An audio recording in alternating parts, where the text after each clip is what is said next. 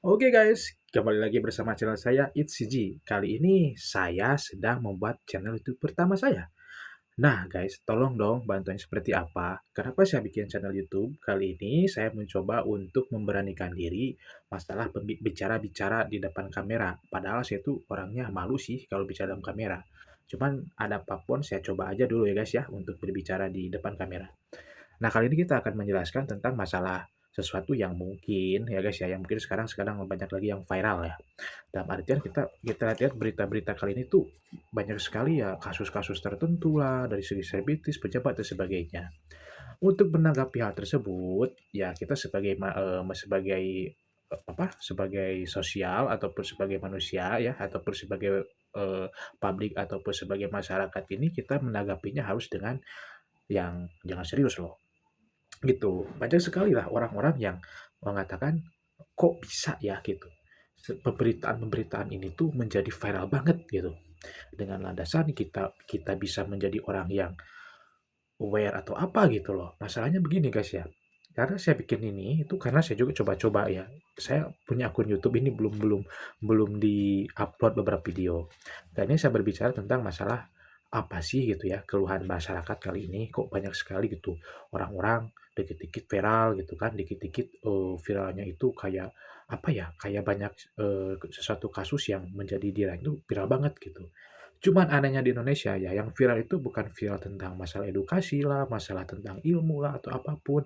Pasti viralnya masalah 18 plus plus. Nah, dan hari ini pun saya membaca ya, tiap-tiap pemberitaan gitu, banyak sekali gitu sekarang anak-anak muda yang apa yang namanya itu, yang begitu buat saya, apa, buat saya kayak ini, kayak kaget gitu ya. Kasusnya tuh banyak sekali gitu kan. Sekarang banyak sekali anak muda yang bisa menipu orang gitu kan. Apalagi sekarang banyak yang berita saya lihat di TikTok, umur 11-an tahun, 18 tahun, 20 tahun itu sekarang bisa ada penyakit yang namanya sifilis gitu. Nah, makanya itu nggak boleh guys ya dilakuin.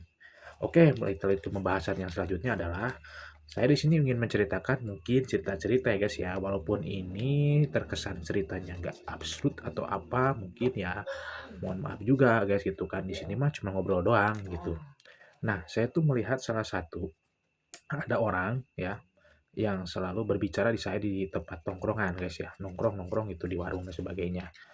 Ya karena kita ngebahas apapun, kita jawab-jawab saja. Ternyata benar guys, di Indonesia itu memang di lingkungan kita tuh memang, orang-orang itu suka ngobrol gitu, ngobrol tentang masalah pribadi lah, masalah keluarga dan sebagainya. Dan selalu memberikan kita wajenang untuk menjadi yang lebih baik lagi. Nah, akhir-akhir ini saya pun selalu memberikan ruang kepada publik untuk bisa berbicara dan bergaul. Awalnya kan saya tidak bisa berbaur dengan orang-orang ya guys ya, karena mungkin saya juga coba untuk bikin video ini supaya saya bisa memberikan, keberanian saya gitu. Karena mungkin kan kalau dalam kamera itu saya juga ada agak pemalu juga gitu guys, karena mungkin fisik saya yang kurang bagus dan berkenan sebagainya. Nah, hari ini tuh guys ya, saya tuh pernah menjelaskan masa sesuatu yang tidak akan saya temui lagi. Ada sebuah kisah cerita nih guys ya, dan tempat tongkrongan saya gitu kan. Seorang bapak-bapak ataupun, seorang bapak-bapak lah intinya, kita ngopi di warung gitu kan. Si bapak-bapak itu bisa bicara sama saya, "Kamu umurnya berapa tahun?" Saya bilang, "Saya 30 Pak," gitu kan. Ketika dia bilang 30, "Kamu udah nikah belum?" Saya bilang. "Nah, ketika kamu belum menikah, kenapa kamu belum menikah?" Kata dia. Saya bilang, "Ya Pak, jangankan untuk menikah Pak," saya bilang gitu kan. "Saya di sini cuman, mencari pekerjaan Pak," gitu kan. "Tapi kan sudah dapat kerja juga ya. Nah, mungkin bukan apa-apa Pak," saya bilang, "karena menikah itu butuh dengan kesiapan dan mental juga kan." Nah, ketika itu saya pun lihat dari segi ekonomi saya juga belum mampu Pak, saya bilang gitu. Nah, si bapak-bapak itu bilang gini, "Janganlah, jangan ngomong kayak gitu. Nanti juga pas nikah tuh pas kita udah nikah juga nanti bakal serba ada," katanya. Tapi kan saya bilang dalam hati, "Iya sih Pak, kalau bicara mah enak, cuman kan mempersatukan kedua hati itu kan, itu tuh yang paling sulit," gitu. Apalagi mohon maaf ya, banyak sekali mungkin ya nggak semuanya gitu kan, cewek-cewek sekarang kan realistisnya bagaimana gitu kan. Apalagi dengan kita gaji yang UMR gitu, yang UMR dalam artian nggak besar-besar juga gitu. Nah, akhirnya saya pun tidak tidak membantah karena saya merasa, "Ya udahlah, saya diam aja," gitu. Nah, singkat-singkat ceritanya itu, si bapaknya ini malah ngomong gini nih,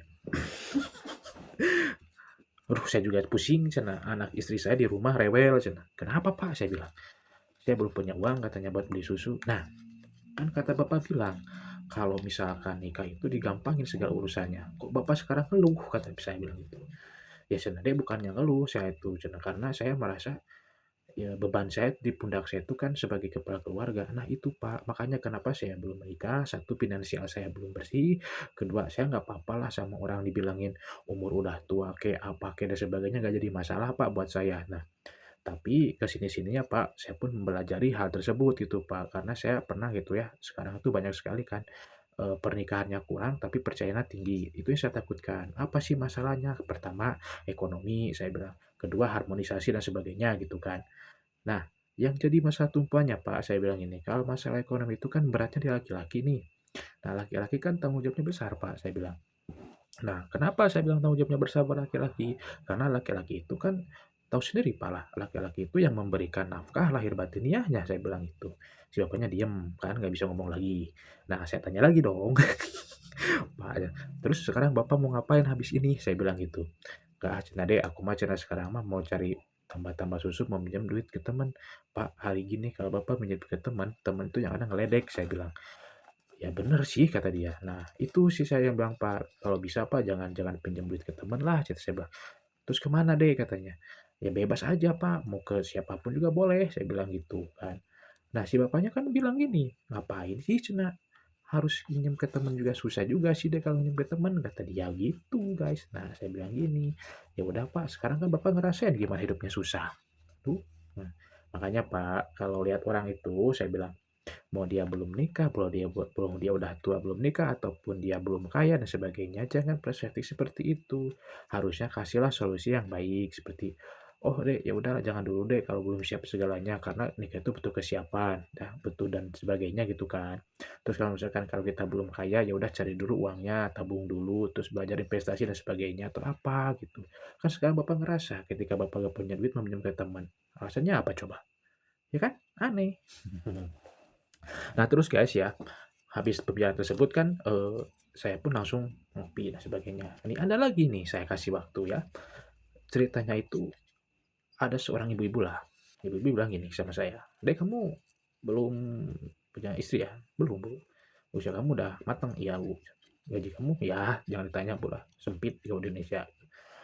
"Terus kamu hari ini, apa yang kamu lakuin?" Kata si ibu-ibu tuh.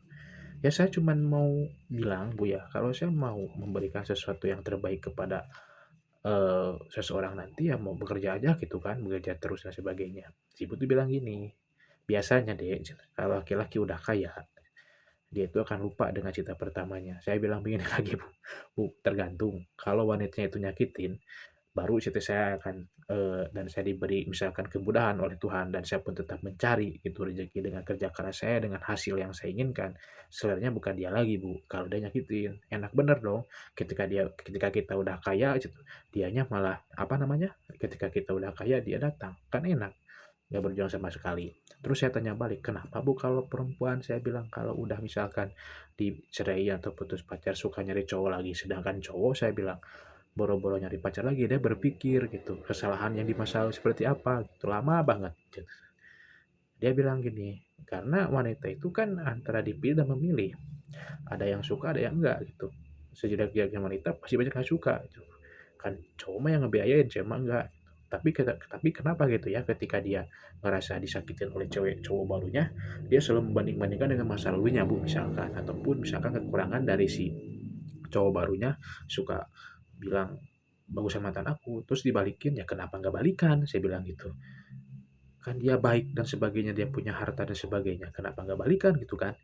Terus ibunya bilang, "Ya mungkin ya karena sakit hati itu, terus dia memikirkan lagi, ya udah," itu. Terus ibu pernah ngasih itu? Pernah, cuman kalau kita bersyukur apa yang kita punya sekarang, nanti juga dilimpahin sama Tuhan. Kan Tuhan begini bilangnya, "Kalau bukan milik kita, walaupun sekaya pun orang itu, kita mengejar hartanya, kita akan capek."